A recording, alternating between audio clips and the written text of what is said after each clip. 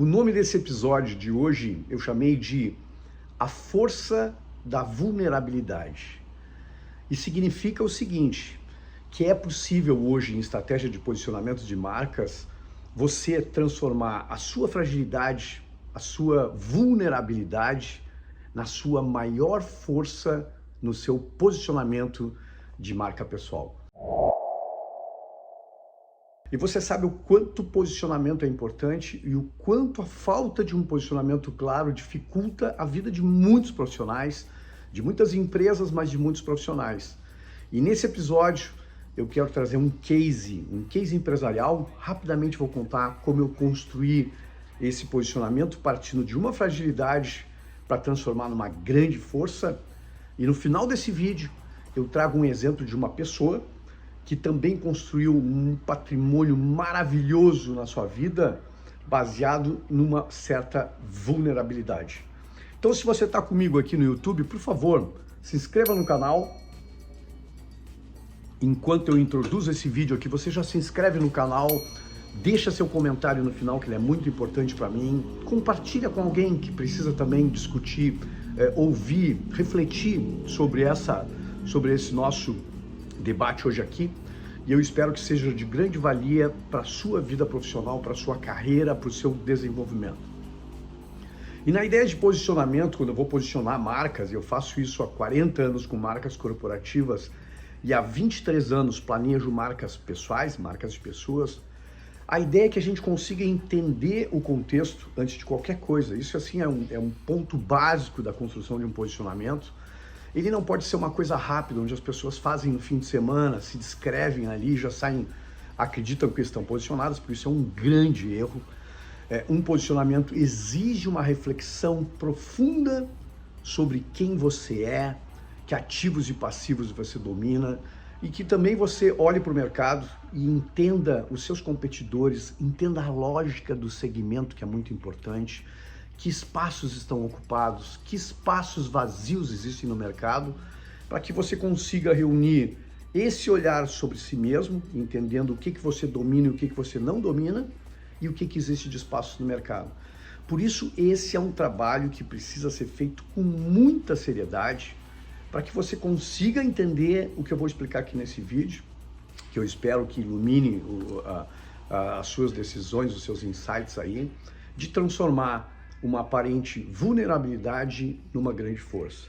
E eu tenho um case na minha carreira, já planejei grandes marcas corporativas no Brasil e fora do Brasil, e coleciono grandes cases. Isso é fonte de inspiração para eu poder levar isso para as marcas pessoais. E um dos cases que eu me orgulho muito de ter construído em 2016 foi para Unicred, uma instituição cooperativa de crédito, está presente hoje em todo o Brasil e é uma marca muito querida, uma marca muito forte, mas que quando eu fui planejar essa marca em 2016, eu fiz pesquisa de mercado. Eu fui em vários estados do Brasil entendendo a relação que as pessoas tinham com os bancos, a relação que as pessoas tinham com o dinheiro e com as instituições financeiras em geral, bancos, cooperativas, e eu descobri uma coisa com relação ao olhar que as pessoas tinham para as cooperativas de crédito, para as instituições financeiras cooperativas, é que era um olhar meio distante. Primeiro elas olhavam para os bancos e o pensamento normal, o pensamento primário dessa coisa era sempre pensar num banco e depois numa cooperativa. Então tinha uma fragilidade aqui para a Unicred nesse posicionamento. Mas quando a gente olhava para as cooperativas, as pessoas também diziam, a cooperativa é uma coisa talvez possa ser importante, mas não é tão importante na minha vida. Quando eu penso em dinheiro, eu penso em bancos. Então, tinha uma ideia cultural das cooperativas, que cooperativa talvez fosse uma coisa mais para agricultores, uma coisa mais do interior. Então, elas não pensavam muito em ter a sua conta numa instituição cooperativa de crédito. Mas o terceiro ponto era o ponto que mais me intrigava, que me leva a esse vídeo aqui, era que das três cooperativas do Brasil, o primeiro lugar era ocupado por Sicredi, que é um gigante fantástico no Brasil. O segundo lugar era outro gigante, que é o Sicoob, em todo o Brasil. E a Unicred vinha num terceiro lugar, muito distante dessas outras duas instituições. Então, Quando a gente olhava o cenário, era complexo, ele era cheio de fragilidades, porque as pessoas não acreditavam tanto nas cooperativas, e porque quando elas pensavam em cooperativa, elas não pensavam na Unicred, porque a Unicred era muito pequena, porque é, em alguns lugares, muito dedicada só para os médicos. Então tinha todo um contexto de fragilidade para a gente posicionar essa instituição. E eu consegui trabalhar em cima dessa fragilidade, de ser o menor, para transformar essa marca e posicioná-la de uma forma completamente diferente. E comecei a raciocinar e a discutir com a minha equipe, com as pessoas, de que se a gente era pequeno, a gente poderia transformar essa aparente vulnerabilidade, essa fragilidade de ser pequeno, para ser o melhor da categoria. E aí eu simplesmente posicionei a Unicred como instituição financeira cooperativa premium.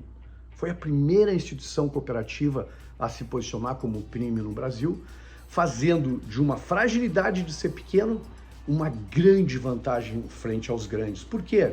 Porque sendo pequeno a gente tem um movimento muito mais rápido. A gente já era percebida, a Unicred já era percebida com um atendimento espetacular, porque era pequeno, conseguia se dedicar muito melhor para os seus cooperados. Então, a gente transformou isso numa coisa valiosa, uma vulnerabilidade em uma grande força. A gente olhou para isso e tentou o seguinte, bom, então a gente vai segmentar a categoria, que as cooperativas não eram segmentadas, então é como se a gente tivesse criado uma camada dentro do segmento, porque o segmento cooperativo nunca foi segmentado, porque cooperativa parte do princípio de que todos são iguais. Então foi a primeira instituição financeira cooperativa a criar um segmento dentro do segmento, que era um segmento premium. Esse posicionamento fez um sucesso muito grande, esse posicionamento embasou toda a reforma das agências por todo o Brasil, que se transformaram em algo realmente premium, dando um recado. Se trabalhou todo o branding com essa perspectiva de oferecer excelência no atendimento, de uma coisa realmente personalizada e diferenciada. Então a minha analogia para você aqui é, pense o seguinte, será que você não consegue transformar a sua vulnerabilidade numa grande força? Será que não dá para transformar essa sua aparente fragilidade no motor econômico do seu novo posicionamento? Então eu quero lhe mostrar um case aqui, porque eu falo muito com os meus alunos, e os meus alunos muitas vezes ficam presos nessa fragilidade.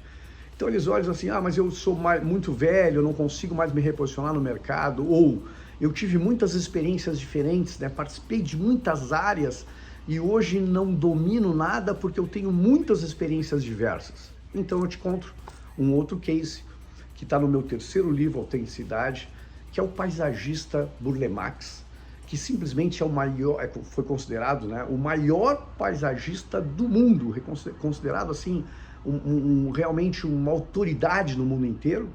E o interessante é que ele era um paisagista, mas ao mesmo tempo ele teve uma série de outras atividades que poderiam levar a gente a pensar que ele era uma pessoa sem rumo, né? Que ele tinha várias personalidades, várias atividades diferentes, e essa era a fragilidade dele, que ele transformou numa força.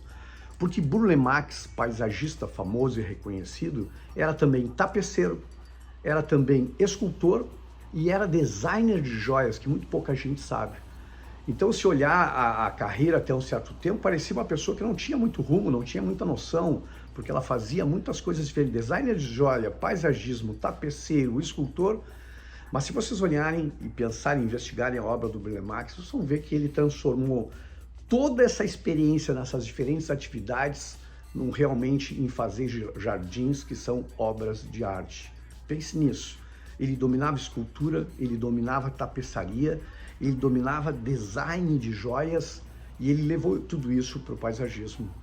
Então eu quero dizer para você nesse vídeo que muitas vezes a gente está aprisionado durante a vida inteira porque a gente tem uma fragilidade.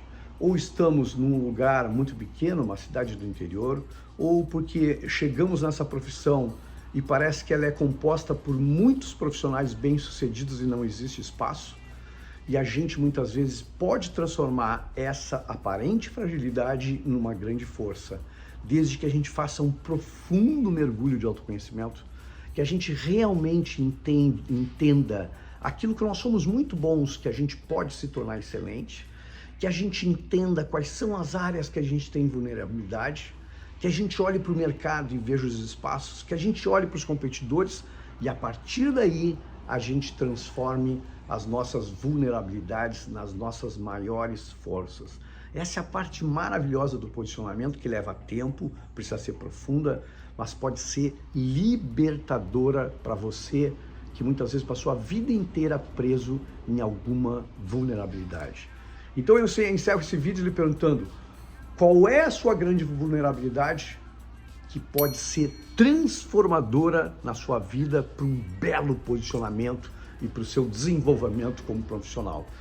Pense nisso, eu espero que tenha feito sentido esses dois exemplos e a gente se encontra aqui no próximo episódio. Um forte abraço e até lá!